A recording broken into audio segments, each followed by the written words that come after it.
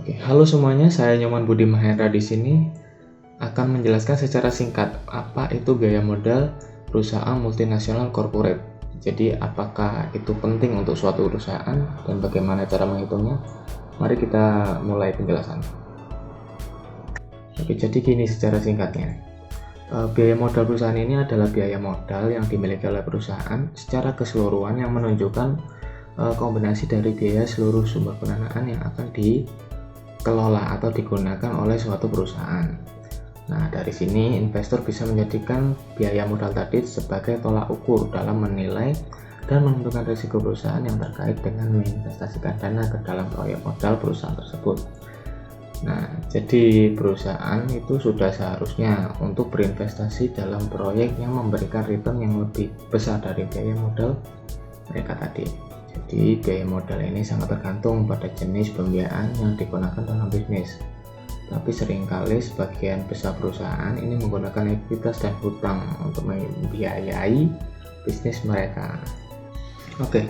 Apakah biaya modal ini penting untuk diperhitungkan? Ya, menurut saya ini penting untuk dilakukan perhitungan karena biaya modal ini bisa dijadikan alat akuntansi yang bisa memaksimalkan potensi investasi untuk berbisnis. Jadi bisa dilihat berikut alasan-alasannya kenapa ini penting untuk dilakukan. Yang pertama, ini bisa untuk membantu investor dalam menilai pilihan mereka dalam berinvestasi seperti yang dijelaskan tadi. Dari sini biaya modal bisa dijadikan patokan dalam menentukan resiko dan return mereka untuk menaruh dananya di perusahaan. Lalu yang kedua, bisa membantu menentukan keputusan penganggaran modal. Lalu yang ketiga, ini juga bisa menjadi sarana evaluasi kinerja proyek dibandingkan dengan biaya modal yang diberikan. Oke, biaya modal suatu perusahaan MNC ini juga bisa dipengaruhi oleh beberapa faktor ya. Yang pertama itu dari keadaan umum perekonomian suatu negara. Seperti misal perusahaan ini didirikan di Indonesia. Jadi bagaimana Indonesia ini mengalami inflasi, terus perekonomiannya sebagus apa, itu bisa mempengaruhi perusahaan tersebut. Lalu yang kedua itu daya jual saham perusahaan. Dengan fluktuasinya pasar yang akan mempengaruhi tingkat harga saham, ini juga bisa mempengaruhi biaya modal yang dimiliki oleh perusahaan multinasional corporate. Lalu yang ketiga ini adalah keputusan operasi dan pembiayaan yang dibuat oleh manajemen perusahaan itu tersebut.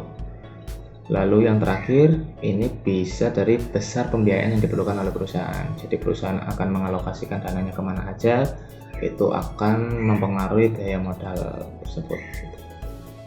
Oke, kita masuk ke konsep perhitungan biaya modal. Sebenarnya ada banyak biaya modal yang bisa dihitung, dari seperti modal hutang ini sebenarnya masih ada ke jangka pendek, jangka panjang. Lalu yang ekuitas ini ada saham preference, saham biasa, dan yang terakhir ini ada WACC. Tapi kali ini saya akan bahas secara singkatnya aja. Jadi yang pertama ada biaya modal hutang, biaya modal ekuitas, dan biaya modal WACC. Kita langsung masuk. Yang pertama ada konsep perhitungan biaya modal hutang.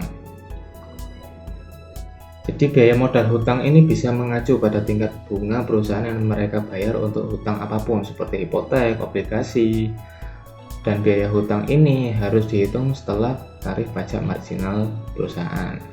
Jadi seperti yang bisa dilihat, rumusnya adalah biaya hutang sama dengan beban bunga dikalikan 1 min TT, ini adalah tarif pajak marginal perusahaan. Kita punya contoh soalnya, bisa dilihat. Jadi saya bacakan ya. Suatu perusahaan tekstil membeli bahan baku secara kredit dengan bunga 5% dan pajaknya ini adalah 30%. Maka biaya hutang setelah pajak adalah berapa?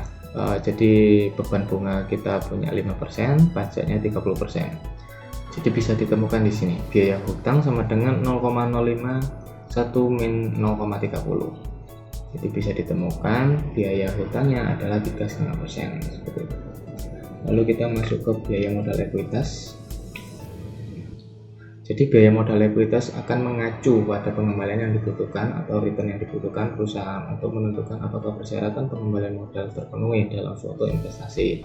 Jadi biaya ekuitas bisnis ini juga bisa mewakili jumlah permintaan pasar dalam pertukaran untuk memiliki aset perusahaan. Oke, bisa dilihat rumus-rumusnya di bawah ini, dan ada variabelnya, di mana RF ini adalah tingkat pengembalian bebas risiko, lalu RM ini adalah tingkat return pasar, dan B ini adalah yang memungkinkan kepekaan terhadap pergerakan di pasar. Kita langsung ke contoh soalnya aja. Oke, jadi saya punya contoh soal di mana sebuah saham rokok ini memiliki nilai pengembalian bebas risiko sebesar 8% dan return pasar sebesar 13% dan kepekaan terhadap pergerakan di pasar itu sebesar 0,7. Jadi berapa biaya ekuitas yang akan dihasilkan?